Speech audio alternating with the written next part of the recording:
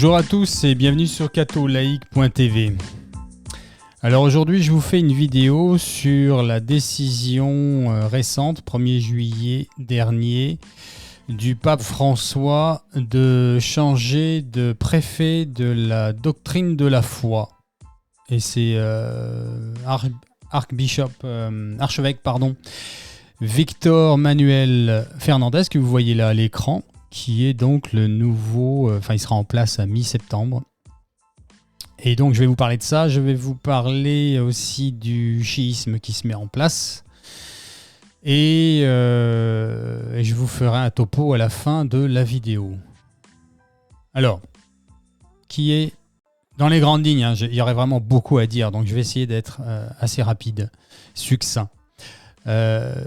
L'archevêque donc de Buenos Aires d'Argentine, donc Victor Manuel Fernandez, que l'on voit à l'écran, a été la plume, on va dire, on appelle ça la plume aujourd'hui, du pape depuis le début, en fait, depuis son pontificat. Il est derrière les écrits de ces lettres pontificales officielles et beaucoup d'homélies. Et donc, il est sujet à controverse très sérieuse, mais c'est normal. On est dans la fin des temps, on est dans le 3e secret de Fatima, donc les choses se mettent en place. Il n'y a pas à s'inquiéter, il faut juste prier et rester en état de grâce.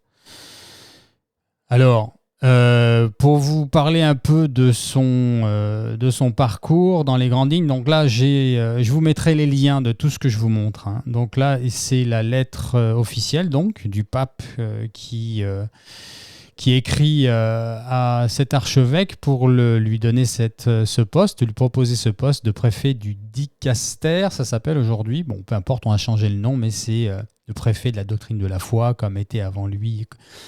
Alors les plus connus, ça a été cardinal Ratzinger avec Saint Jean-Paul II, il y a eu le cardinal Muller, mais c'est le poste clé de l'Église catholique, comme chacun sait.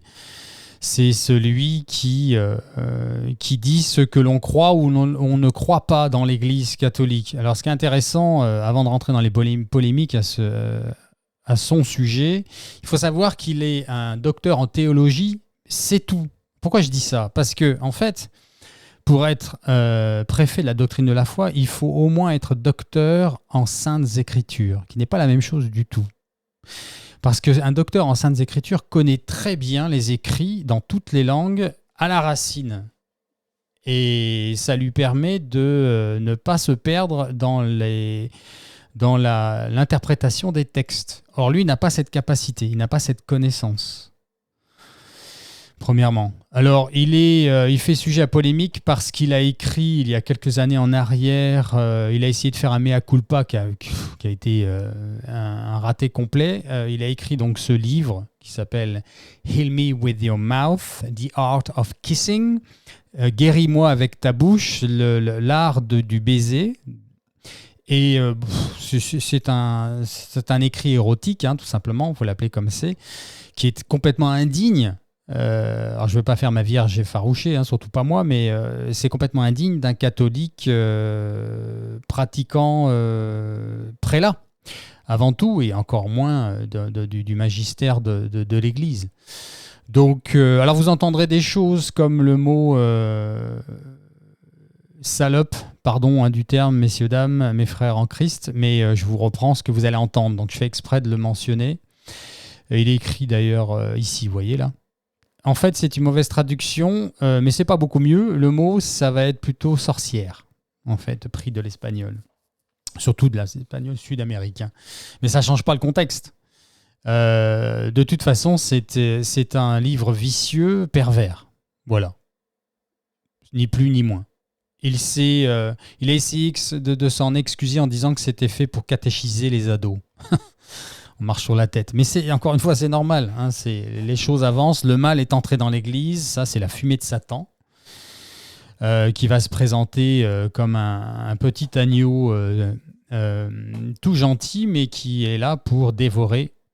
C'est un loup, en fait, qui est là pour dévorer. Alors, quand quant au pape François, j'ai longtemps hésité, moi, avec lui. D'abord parce qu'il ne faut pas critiquer tout court. Il faut prier, vous le savez, je ne vous apprends rien en disant ça. Mais, alors attends, avant de revenir sur le pape, je vais continuer avec l'archevêque. Donc là, on a à l'écran le père Eduardo Lorenzo, qui s'est suicidé, qui était vraisemblablement un prêtre, un prédateur, un pédophile, comme on dit. Il y a eu 5 accusations à son encontre il y a quelques années en arrière, et donc l'archevêque Fernandez l'aurait couvert. Et quand le juge a décidé de faire arrêter, à l'écoute des 5 enfants, des 5 garçons qui sont plaints d'actes sexuels sur eux-mêmes par ce prélat, eh bien, quand le juge a décidé de le faire arrêter, il s'est suicidé. Et l'archevêque n'a jamais démenti qu'il a voulu le protéger, et en même temps, il essaye de faire passer l'information comme quoi il n'a pas vraiment nié les enfants, alors qu'il les a dénigrés. Si on lit tout l'historique de ce qui s'est passé, c'est une sale histoire. Qu'est-ce que je peux vous dire au sujet encore de ce prélat ? Regardez, moi, cette photo... on ne juge pas un livre par sa couverture, comme on dit, mais vous savez, moi j'ai vécu de l'autre côté de l'Atlantique pendant 15 ans, donc je connais assez bien l'Amérique du Sud, l'Amérique centrale et l'Amérique. Porter un rosaire autour de son cou avec un espèce de pullover collant avec un col roulé, avec ce petit sac sur le côté. Il essaye d'être cool, comme il dit. Il le dit lui-même, hein. Il essaye d'être cool avec les jeunes. Dieu n'est pas cool. Dieu n'est pas cool. Essayer d'être cool, c'est de se corroborer à l'esprit du monde. Dieu n'est pas cool. Dieu est saint. Alors le pape, je veux continuer un peu avec lui, savoir que ce que j'ai à l'écran là, donc c'est une soi-disant œuvre d'art applaudie par le pape François, qui est d'Andrés Serrano, qui est à l'écran. Voilà, il le reçoit au Vatican avec le pouce bien levé. Sauf que ce que vous voyez à l'écran, là, son œuvre, entre guillemets, c'est un crucifix dans un bocal plein de son urine à lui. Mais bien entendu. Donc, c'est du gros n'importe quoi. Alors, il faut mettre les choses peut-être dans le contexte. Je suis prêt, comme n'importe qui d'ailleurs, à donner du lest, parce qu'on ne sait jamais vraiment toute l'histoire, mais je me suis assez renseigné avant de vous faire ce podcast pour être sûr de ce qu'on dit. Ah oui, tiens, d'ailleurs, au sujet de l'archevêque Fernandez, il a été interviewé avant-hier à Buenos Aires, et il a stipulé, on lui a posé la question très clairement, par rapport à la bénédiction en Allemagne des couples homosexuels, et ils lui ont demandé ce qu'il allait en faire, comment il voyait la chose. Il a dit pourquoi pas. Je résume, hein, il n'a pas dit exactement le pourquoi pas, mais ça veut dire la même chose. Il a essayé de faire entrer des carrés dans des ronds dans des carrés, vraiment. Et in fine, on est dans du pourquoi pas. Mais on sait qu'on va vers ça de toute façon. L'Église, le schisme se prépare, il commence, d'ailleurs je vais vous en parler un peu plus loin. Je voulais vous parler du pape parce que aussi il y a un problème quand même chez ce personnage. Il a de la colère en lui. Alors c'est facile de montrer une photo comme ça, je le sais. Mais quand on écoute un peu ses dires et sa façon de faire, ce que j'ai envie de dire, moi, après l'étude de tout ça, c'est que il a un problème avec la sainteté de Dieu. Je vais m'expliquer. Là, je vous remonte, vous voyez un peu comment il peut s'énerver. Alors certes, la dame l'a un peu tiré par la main, mais chasser le naturel, il revient au galop. Il y a quelque chose qui ne va pas chez lui. Alors, on est tous pécheurs, hein, c'est pas un saint qui vous parle au micro, loin s'en faut, mais lui non plus ne l'est pas, on le sait, c'est pas la question, c'est qu'il a un poste plus que clé, c'est le vicaire du Christ sur terre, et il est habité par une colère et ça se comprend un peu mieux dans son postulat et sa prise de parole et ce qu'il est en train de mettre en place et la raison pour laquelle il a choisi ce prélat Fernandez pour être préfet de la doctrine de la foi. Il a un problème avec la sainteté de Dieu. Vraisemblablement. Parce qu'il s'acharne quand même pas mal sur les homosexuels. Je vais y revenir, là c'est Mel Gibson. Pourquoi je vous montre Mel Gibson? Parce que donc c'est l'acteur qu'on connaît bien sûr, mais c'est aussi le directeur, le réalisateur. En français, on dit pour le film, La Passion du Christ. D'ailleurs, je vous invite à prier pour lui et pour Jim Caviezel pour la sortie vraisemblablement à Pâques l'année prochaine, 2024, si tout se passe bien, de la résurrection du Christ. Donc, la suite, le sequel, la suite de la Passion. Et ça serait vraisemblablement basé sur les 3 jours dans les ténèbres, comme le Credo nous l'informe. Ça va être un film sur les 3 jours en enfer et dans les limbes et la résurrection du Seigneur avec des scènes contemporaines pour bien montrer que le Dieu est dans l'éternité, donc dans l'instant, dans tous les instants de la vie, dans le passé, le présent et le futur. Enfin, il travaille là-dessus et ils sont en train de terminer ce film. Donc je vous invite à prier pour eux. Et là, dans cette vidéo, il parle de beaucoup d'amis à lui qui ont été... il parle d'amis prêtres qu'il connaît qui ont été... comment on dit en français? Cancelled, ça veut dire annulés ou suspendus. Voilà. Ils ont été suspendus par leurs évêques et en fait, le problème avec ce qui se passe au Vatican, c'est qu'on attaque les bons prêtres pour des raisons de soi-disant orthodoxie, soi-disant traditionnalisme, pour lesquels ils seraient contre, parce qu'il y a un mouvement moderniste, bien sûr, au Vatican. Et donc, tout ça, ce sont des témoignages. Et lui expliquait, là, dans cette vidéo, je ne vous l'ai pas traduit parce que je n'ai pas le temps. C'est beaucoup de boulot. Et là, Mel Gibson, ce qu'il dit, c'est qu'il témoigne de tous ces prêtres qui sont annulés, suspendus aux États-Unis. Alors, elle date d'un an déjà, cette vidéo, sachez-le, s'il y a des personnes qui l'ont sûrement déjà vue.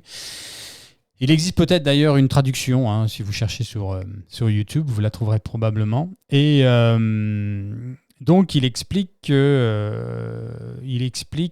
perdu le fil, pardon, il explique que les prêtres sont annulés et sont suspendus parce qu'ils essayent d'être fidèles, en fait. Et ça crée un grand problème dans l'Église. Je continue. Alors justement à ce sujet, il y a officiellement depuis 2-3 jours, là aussi, ça a été balayé par les nouvelles de ce nouveau préfet de la doctrine de la foi, mais comment il s'appelle déjà? Monseigneur Vigano, je crois que c'est son nom. Je ne suis pas un expert dans leur nom à tous, là. Vient de créer quelque chose de très important. Alors, on va la voir à la fin, pardon. Oui, c'est ça, Vigano. Carlo Maria Vigano. Certains d'entre vous le connaissent très bien. Moi, je le connais un peu quand même, c'est un nonce apostolique. Et il vient de créer, alors il y a un communiqué de presse que je vais vous laisser. Donc le titre, l'association Exsurge Domine est née pour aider prêtres et religieux victimes des purges bergogliennes. Donc c'est très clair. Donc c'est un schisme qui se met en place et ça a pour but de s'internationaliser. Je vous inviterai à lire tout ça. Ce qui est important à dire, ce que je voulais dire dans cette vidéo, c'est que, alors il y a là en français l'association Exsurge Domine est née. Donc je vous mettrai le lien. Vous pourrez écouter le Monseigneur Vigano donc s'expliquer sur ce qu'il a créé et que ça a pour but d'aider. C'est très important ce que je voulais dire là. Ça a pour but d'aider les prélats, évêques comme prêtres, qui vont être suspendus par le Vatican. Il y en a beaucoup déjà, mais il va y en avoir de plus en plus puisque le schisme se met en place. Et ça a pour but de subventionner, d'aider financièrement tous ces prêts-là qui vont se retrouver sur le carreau. Donc c'est très bien expliqué, je ne vais pas m'étaler là-dessus, mais voilà, c'est important à faire connaître. Donc partagez bien tout ça. D'ailleurs, j'en profite pour vous inviter à vous abonner si ce n'est pas le cas. Si vous n'êtes pas déjà abonné, pensez à cliquer sur le petit pouce j'aime. Et aussi, dans l'abonnement, vous verrez une petite cloche qui vous permet d'être averti dès qu'une nouvelle vidéo se met en ligne. Donc, vous cliquez dessus. Comme ça, vous ne manquerez aucune des vidéos. Et bien sûr, partagez ces informations pour aider nos frères et sœurs qui vont souffrir avec ce schisme. Il y a beaucoup de souffrances qui nous attendent. Mais il faut rester fidèle au Seigneur, porter notre croix, rester dans la joie des ressuscités parce que c'est le paradis qui nous attend, les amis. Okay, et ne pas rentrer dans la haine de ceux qui vont nous persécuter parce que eux, ils ne vont pas y aller au paradis. Donc il faut prier pour eux, il faut avoir de la compassion pour eux. Ça ne sera pas toujours simple, mais c'est la vérité. Je vous parlerai de Garabandal à la fin. Qu'est-ce que je voulais vous dire? Oui, je voulais parler un petit peu du pape aussi, parce que je trouvais ça essentiel. Je voulais vous partager... Vous savez, vous vous souvenez de cette phrase ambiguë? C'est ça que j'ai noté, en fait. Là, il y a cette phrase ambiguë du pape qui a été dite dans un voyage officiel dans l'avion. Si une personne est gaie et cherche le Seigneur avec bonne volonté, qui suis-je pour la juger? Alors, déjà, le rôle du pape n'a jamais été de juger qui que ce soit. Sa phrase-là laisse sous-entendre qu'il serait, lui, le pape, une personne digne de juger un pécheur autre que gai. Le rôle du vicaire est de paître le troupeau, les brebis du Seigneur, c'est-à-dire de les nourrir avec les enseignements et les sacrements que Jésus a laissés à Saint Pierre en particulier. Le pape n'a le droit de juger personne. Point. Donc cette phrase est très ambiguë parce que le problème avec celle-ci, c'est qu'elle conforte le pécheur dans son péché. Je m'explique. Au lieu de dire, comme saint Paul l'a fait dans sa lettre aux Corinthiens, chapitre 6, que tout le monde connaît, « Ne savez-vous pas que les injustes n'hériteront pas du royaume de Dieu ? Ne vous y trompez pas, ni impudiques, ni idolâtres, ni adultères, ni dépravés, ni gens de mœurs infâmes. Le corps n'est pas fait pour la fornication, il est pour le Seigneur et le Seigneur pour le corps. Fuyez la fornication. Celui qui fornique pêche contre son propre corps. Ou bien ne savez-vous pas que votre corps est un temple du Saint-Esprit qui est en vous et que vous tenez de Dieu et que vous ne vous appartenez pas. Vous avez été bel et bien achetés, glorifiez donc Dieu dans votre corps. » En fait, ce que ne dit pas le pape, c'est ceci. Dieu t'aime, Dieu est amour et il est merveilleusement saint. Et rien ne peut rester en sa présence qui soit souillé par le péché. Si tu es fornicateur, gay ou hétérosexuel, si tu es adultère, escroc ou cambrioleur, ou que sais-je, autre pécheur de manière mortelle devant le Seigneur 3 fois saint, tourne-toi vers Jésus, va te confesser à un de ses ministres et mange son corps. Et ensuite, va et ne pêche plus, nous dit le Seigneur, car tu es désormais libre. Tu as été libéré par le précieux sang de Jésus qui désormais te recouvre grâce à ton repentir et au pain de vie que tu viens de manger. Et si d'aventure tu retombes, ce qui arrivera 9 fois sur 10, retourne te confesser. Là, l'amour inépuisable du Seigneur t'attend.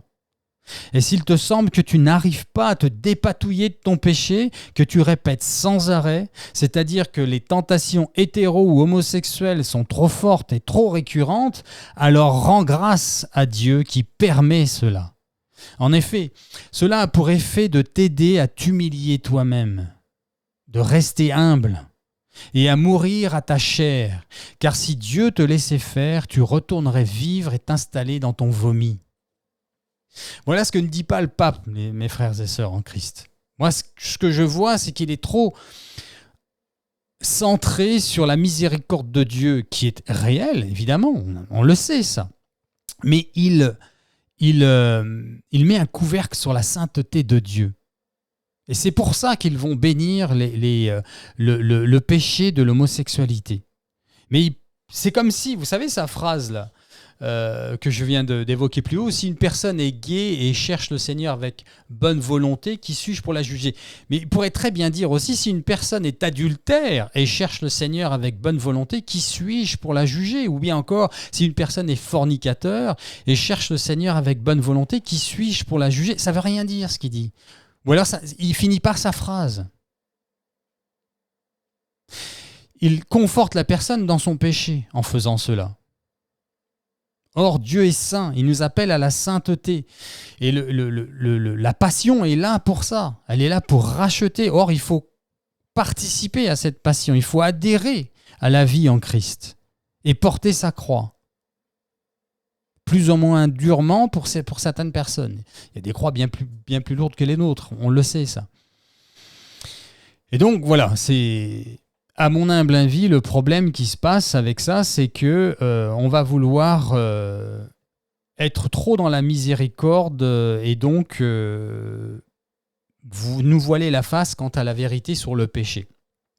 Mes frères et sœurs, en Christ, qui que vous soyez, pécheurs, si vous êtes homosexuels, je l'ai dit dans une autre vidéo, Dieu nous aime tous les pécheurs. Moi, j'ai été fornicateur, c'est pas le sujet, je veux pas parler de ma vie, je pourrais faire un sujet là-dessus, pourquoi pas, mais pour édifier, hein, bien sûr, rien d'autre.